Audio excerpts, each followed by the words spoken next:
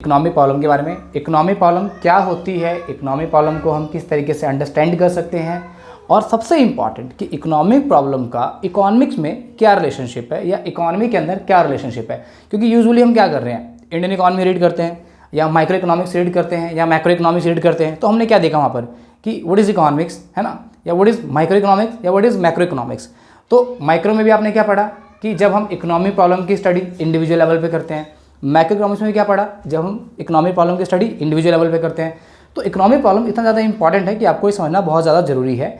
और economic problem के अंदर ही बहुत सारे ऐसे वर्ड आ जाएंगे जो आपकी इकोनॉमिक्स की अंडरस्टैंडिंग को और बेटर बना देती है यहाँ से। तो बात करते हैं इकोनॉमिक प्रॉब्लम के बारे में। इकोनॉमिक प्रॉब्लम क्यों अराइज होती है, इकोनॉमिक प्रॉब्लम अराइज होने के पीछे के कॉजेज़ क्या है, क्या हम खुद में अपने आप में कॉजेज है? यस, कॉमन सी बात है। कैसे? तो चलिए सपोज करिए कि आज आपका एक बर्थडे है और आप बर्थडे अपना सेलिब्रेट करने जा रहे हैं।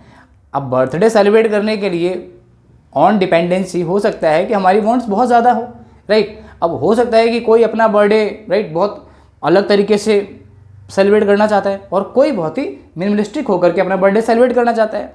अब हमारे टाइम में बर्थडे का मतलब क्या था कि एक हलवा भी काट दो तो बहुत बड़ा हैप्पी बर्थडे होता था हम लोगों का। आज के टाइम में आप 5 kg का केक भी काट दो और मल्टीपल पार्टीज भी दे दो तो क्या हो गया, आपकी बर्थडे का हो गया नहीं यार, दोस्त का बर्थडे ज़्यादा बेटर था। तो कहने का क्या मतलब हुआ कि हमारे जो वांट्स हैं वो क्या है, अनलिमिटेड है, राइट। हमारी जो वांट्स है वो अनलिमिटेड है। बट सेकंड प्रॉब्लम क्या है कि हमारे पास जो सोर्स ऑफ इनकम है, जिसे आप एज अ रिसोर्स कह सकते हो, राइट, वो क्या है, लिमिटेड है। यानी कि आपके पास जो रिसोर्स हैं वो बहुत ही लिमिटेड हैं। अब उन लिमिटेड वांट्स से आप जो लिमिटेड रिसोर्सेस हैं आप उनसे क्या करना चाह रहे हो, अपनी जो वांट्स हैं वो मैक्सिमाइज करना चाह रहे हो। तो लिमिटेड रिसोर्सेज से जब आप अपनी वांट्स को मैक्सिमाइज करने जाओगे तो कैसे पॉसिबल है, ये नहीं है ना पॉसिबल। तो यहाँ प्रॉब्लम होती है, that is called problem of choice. Problem of choice का मतलब क्या हुआ यहाँ पर, तो कहने का मतलब क्या हुआ कि आपके पास जो भी सोर्स ऑफ इनकम है, लेट्स से मैंने कहा बर्थडे सेलिब्रेट करने के लिए आपके पास 10 रुपये है, किसी के पास 1000 रुपये है, किसी के पास 100 रुपये है, किसी के पास लाखों रुपये है, राइट। अब शादी करने के लिए तो कमाने के बाद बहुत पैसा है कि नहीं। तो कहने का मतलब कि आप अपने आप को अगर उस वे में कंपैरिजन करेंगे तो कहीं ना कहीं क्या होगा कि अंडरस्टैंडिंग जो है कॉन्सेप्ट्स की बहुत अलग वे में चली जाती है। तो हम क्या समझ रहे हैं यहाँ पर कि हमारे पास बर्थडे सेलिब्रेट करना है और हमारे पास क्या है, पैसे हैं।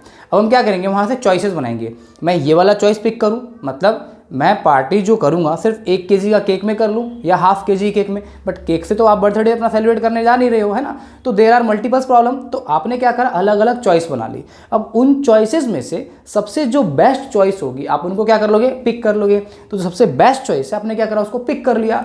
अब जो ये पिक है वो क्या है, आपकी रेशनैलिटी है, यानी कि कहीं ना कहीं आपको एक डिसीजन तो लेना है, राइट। अब ये डिसीजन आपने क्यों लिया, क्यों, क्योंकि आपके पास जो रिसोर्स है वो लिमिटेड है और आपकी जो वांट्स हैं वो क्या है, अनलिमिटेड है, राइट। अब आप मुझे बताओ कि जो प्रॉब्लम अराइज हुई वो क्यों हुई, राइट। इसका आंसर तो मैं ऑलरेडी आपको दे चुका हूँ। क्यों दे चुका हूँ, क्योंकि मैंने जैसे ही बोला कि व्हाट इज इकोनॉमिक प्रॉब्लम, तो इकोनॉमिक प्रॉब्लम क्या है, due to limited resources the problem of choice and scarcity, the problem of choice and scarcity is arises, that is called economic problem, है ना। मैंने क्या बोला आपसे कि इकोनॉमिक प्रॉब्लम क्यों अराइज हो गई, तो आपने सोचा सिंपल सा आंसर दे दिया, हाँ, क्या हमारी वांट्स अनलिमिटेड है, हमारे पास रिसोर्स क्या है, लिमिटेड है, राइट। अब यहाँ पर दो चीज़ें वर्ड आती हैं, एक वर्ड आता है रिसोर्स और एक वर्ड आता है स्कार्सिटी। रिसोर्स क्या होता है, रिसोर्स लाइक आप अभी मेरी वीडियोस मोबाइल में देख रहे हो, दैट इज कॉल्ड रिसोर्स। मैं आपको व्हाइट बोर्ड पे पढ़ा रहा हूँ, मेरे लिए रिसोर्स है, मार्कर रिसोर्स है, माइक रिसोर्स है, राइट। तो कहने का मतलब anything that directly satisfy your wants is called resource.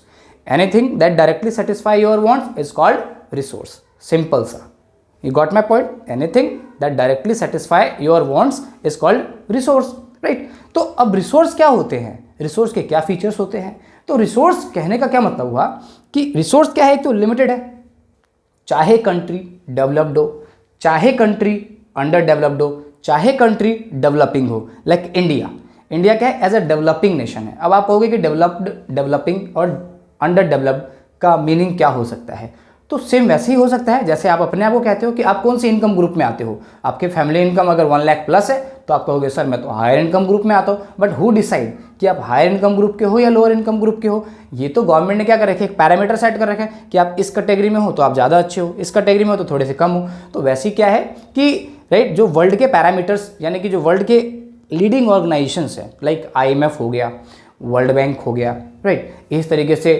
बहुत सारी ऐसी इंस्टीट्यूशंस हैं जो क्या करती है, यहाँ पर आपकी रेटिंग डिसाइड करती है।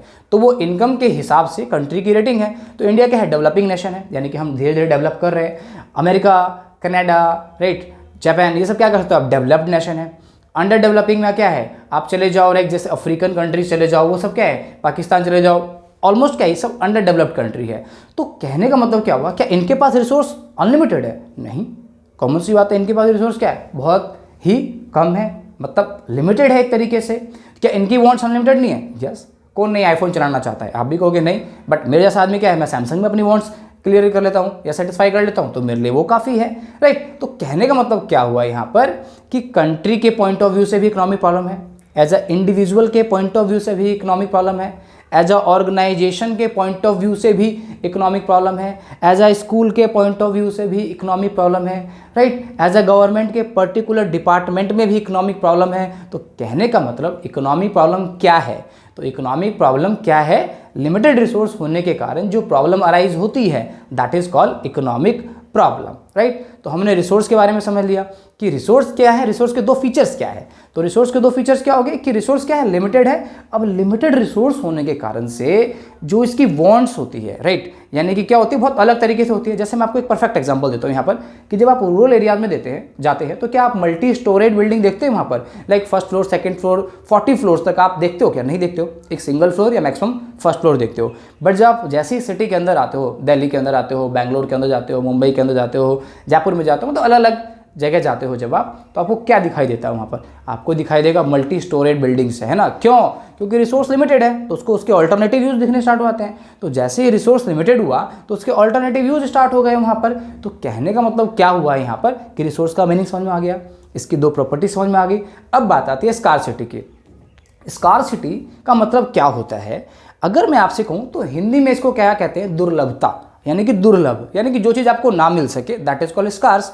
अब स्कार्सिटी को इकोनॉमिक्स में मेरे हिसाब से, जैसा मैंने अपनी बुक के अंदर डिफाइन कर रखा है, या अगर आप अदर ऑथर्स की बुक पढ़ेंगे तो स्कार्सिटी का मीनिंग क्या है, लाइक मैं कहता हूँ कि चाहे कोई चीज़ है, राइट, कोई चीज़ है, अगर उसकी डिमांड ज़्यादा है उसकी सप्लाई से, राइट, उसकी डिमांड अगर ज़्यादा है उसकी सप्लाई से, तो वो क्या कहलाती है, स्कार्स कहलाती है।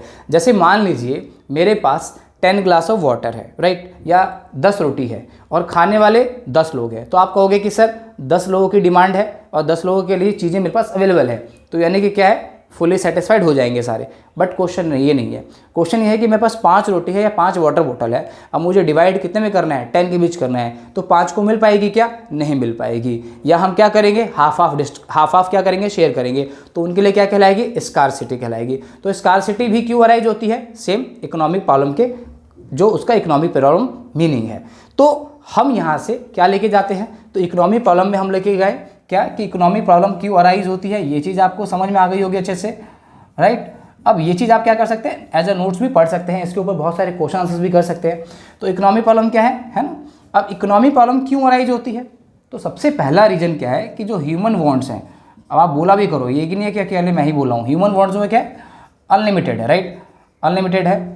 और जो रिसोर्स हैं, जो इकोनॉमी के अंदर जो रिसोर्स है वो क्या है, आपके लिमिटेड है, राइट। और क्या है, उनके लिमिटेड रिसोर्स होने के कारण क्या हुआ, उसके दे हैव ऑल्टरनेटिव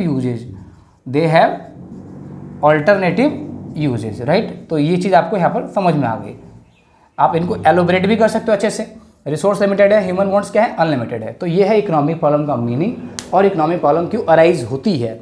तो कॉमन सी बात है कि जब भी बात चॉइस की आएगी तो आपके पास लिमिटेड रिसोर्स है और उससे आप एक ऑप्टिमम चॉइस पिक करेंगे, दैट इज कॉल्ड, आपके पास क्या है, रैशनैलिटी, आप एक बेटर डिसीजन ले पाते हैं। So a part of this next lecture में हम बात करेंगे और चीज़ों के बारे में। So thank you so much for watching this video, have a good day and see you in the next video. Thank you so much.